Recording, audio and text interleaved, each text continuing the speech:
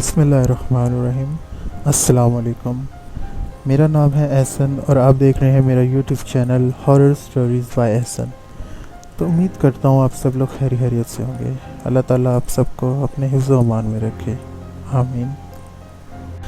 आज की स्टोरी जिन्होंने हमसे शेयर की है, इन्होंने अपना नाम नहीं बताया हमें। हम उन्हें कोई फ़र्ज़ी नाम दे देते हैं, जैसे कि उनका हम कोई नाम रख देते हैं उमर, हम उनका नाम रख देते हैं। तो ये जो जिन्होंने हमें स्टोरी भेजी है ये इस्लामाबाद से बिलोंग करते हैं।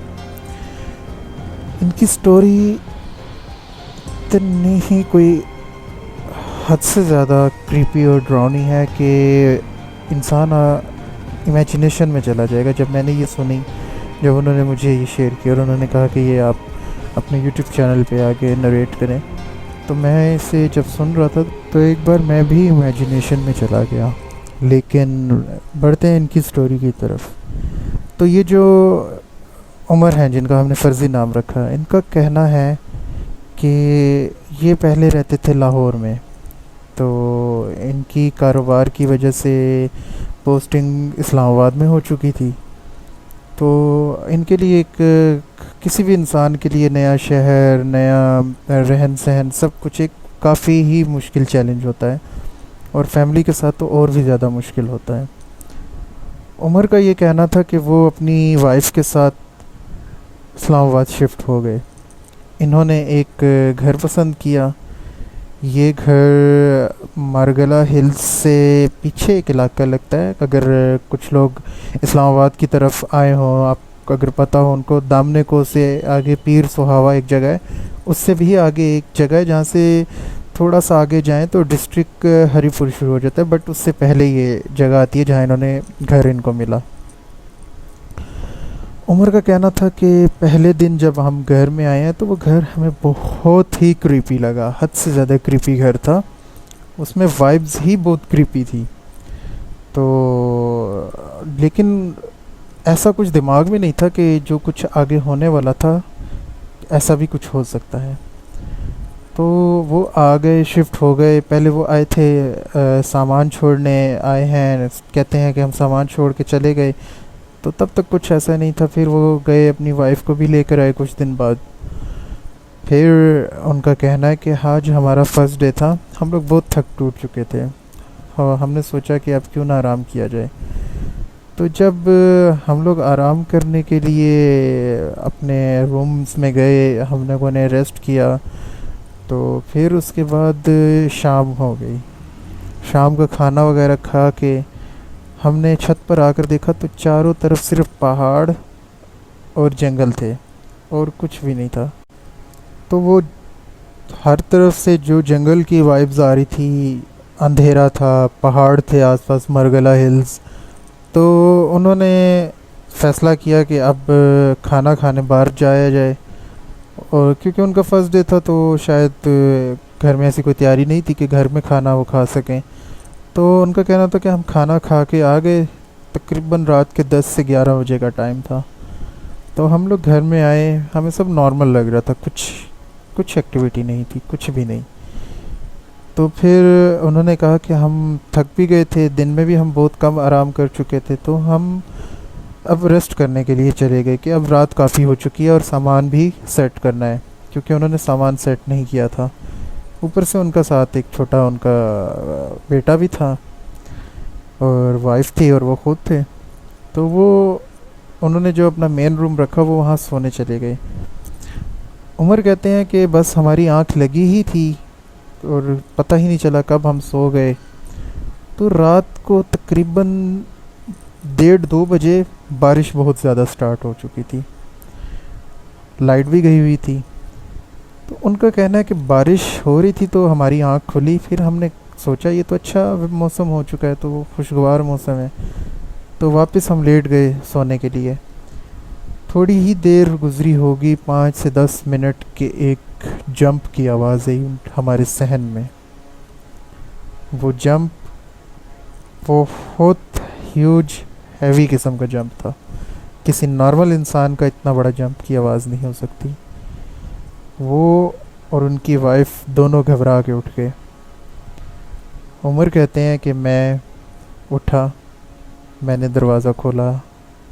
फुल अंधेरा था, कोई रोशनी नहीं थी, कुछ नहीं थी, क्योंकि घर ऊपर से कवर था। मैंने इधर उधर देखा मोबाइल की टॉर्च से, कुछ नज़र नहीं आया। बारिश हो रही थी और बस सहन सारा गीला था। ऊपर कुछ भी नहीं था, कुछ कवर नहीं था, सिर्फ खुला आसमान था। और कुछ वहाँ नज़र नहीं आ रहा था क्या गिरा है, कैसा जंप था, किस चीज़ का जंप था। फिर उनका कहना था कि मैंने अपना वहम समझ के उस टाइम उस बात को दरगुजर कर दिया कि हो सकता है कि आंधी तूफान की वजह से कोई बिजली गिरने की आवाज़ हो या कुछ, मैं अंदर आ गया। कहते हैं कि अब मैं लेटा दोबारा, तो उसके बाद बाहर से अजीब, बहुत अजीब सी आवाज़ आने लगी, जैसे कोई बातें कर रहा है लेकिन बहुत अजीब ज़ुबान में, समझ ना आने वाली ज़ुबान में, विस्परिंग करके बातें कर रहा, सरगोशी में, और कुछ समझ ना आए। तो मेरी वाइफ भी मुझे कहती है कि आपको भी आवाज़ आ रही है? मैंने कहा हाँ मुझे भी आ रही है। तो उठ के देखा तो कुछ भी नहीं था। तो फिर उसके बाद हमें थोड़ा बहुत आइडिया हो गया कि कुछ गड़बड़ है। फिर हमने जो दिल में आ रहा था वो दुआएं की, पढ़ाई की, तो मामलात रुके नहीं यहाँ तक। उस घर में फिर काफ़ी देर एक्टिविटी होती रही। उसके बाद फिर हम लोग किसी तरह फजर का इंतज़ार करते हुए सो गए। तो फिर उसके बाद सुबह जब उठा तो सबसे पहले आसपास के लोगों से, गांव वालों से पता किया कि यहाँ पे क्या मामला आता है या कुछ।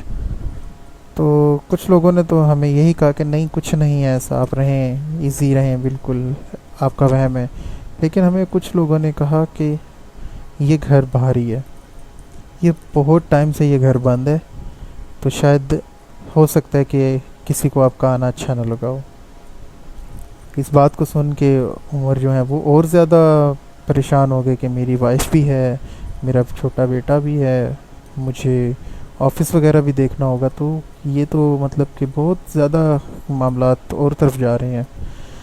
वो घर आए, उन्होंने अपनी वाइफ से ये बात डिस्कस की, तो वाइफ ने भी उनको एक, वो कहते हैं ना, एक तसल्ली दी कि कुछ नहीं होता ऐसा, हम लोगों ने किसी को कुछ नहीं बिगाड़ा, तो ऐसा कुछ नहीं होता, कुछ हुआ तो हम वो उस वक्त हैंडल कर लेंगे या कुछ इस तरह से ना। उनकी वाइफ, वो कहते हैं, मेरी वाइफ ने मुझे तसल्ली दी।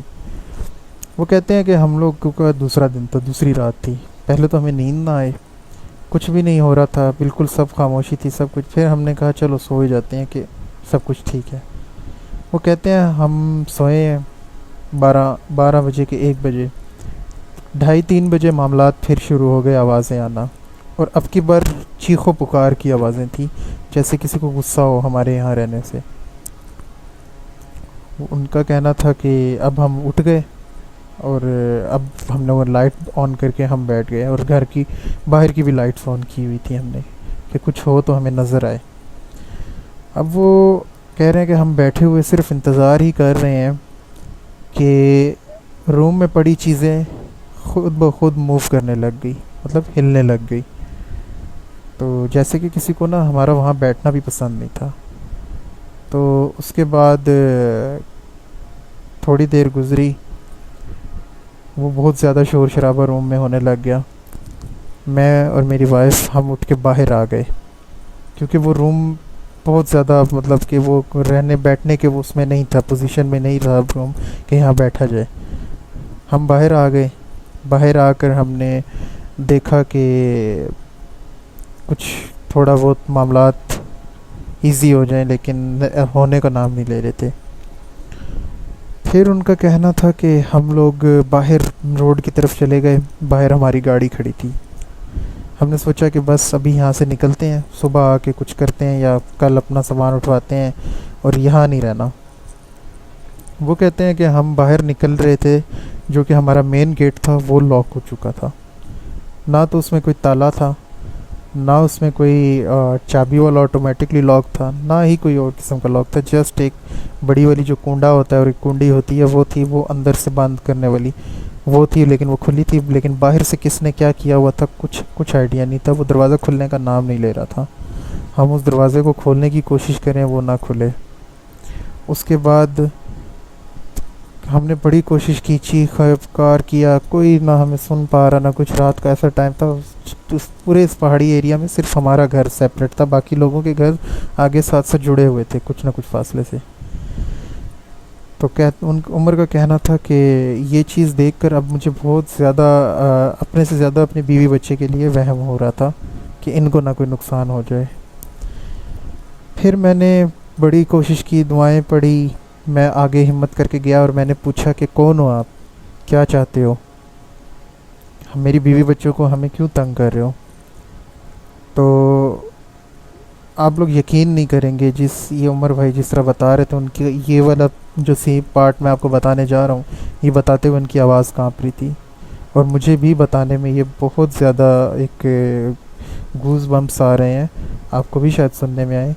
कि उमर भाई का कहना था कि मैंने जब ये बात की कि कौन हो आप, क्या चाहते हो, तो अंदर से एक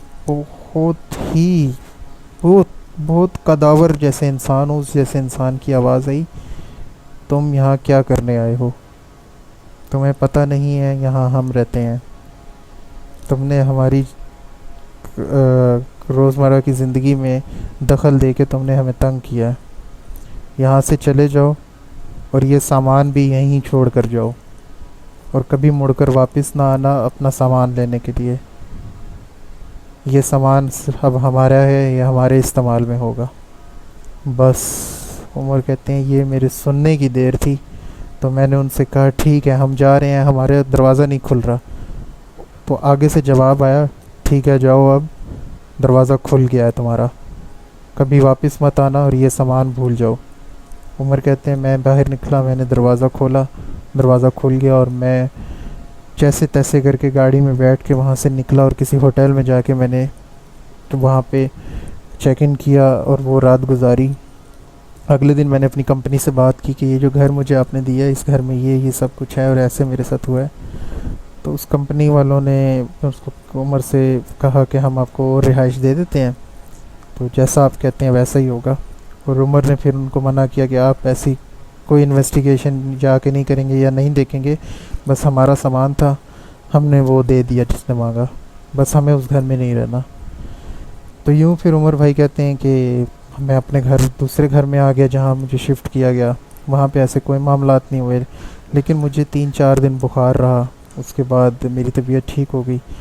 तो ये मेरी ज़िंदगी का एक वाक़या जो मैं नहीं भूल पाया, तो मैंने सोचा ये मैं आपसे शेयर कर दूँ। तो आपकी स्टोरी बहुत अच्छी थी उमर भाई, और ये मैं अपने यूट्यूब चैनल पे शेयर कर रहा हूँ, इंशाल्लाह इसका अच्छा फीडबैक आएगा, आप भी सुनिएगा। तो दोस्तों मेरा ये नया यूट्यूब चैनल है और ये मेरी सेकंड वीडियो है। मेरी आप सबसे दुआ है कि आप लोग सब लोग खैरियत से रहें, आपके घर वाले खैरियत से रहें। बस मेरी मेहनत का ये सिला आप मुझे दे दें, मेरे यूट्यूब चैनल को लाजमी सब्सक्राइब करें, और जिस इंसान की ज़िंदगी में ऐसे कुछ वाक़यात हैं वो मेरे डिस्क्रिप्शन में दिए हुए व्हाट्सएप नंबर पे मुझे सेंड कर सकते हैं वॉइस में। मैं आपकी स्टोरी इसी तरह से सब लोगों तक पहुंचाऊंगा। लेकिन आपने मेरे यूट्यूब चैनल को बहुत ज़्यादा सपोर्ट करना है, सब्सक्राइब सब ने करना है। अपना ख्याल रखिएगा, फिर किसी वीडियो में मुलाकात होगी। अल्लाह हाफिज़।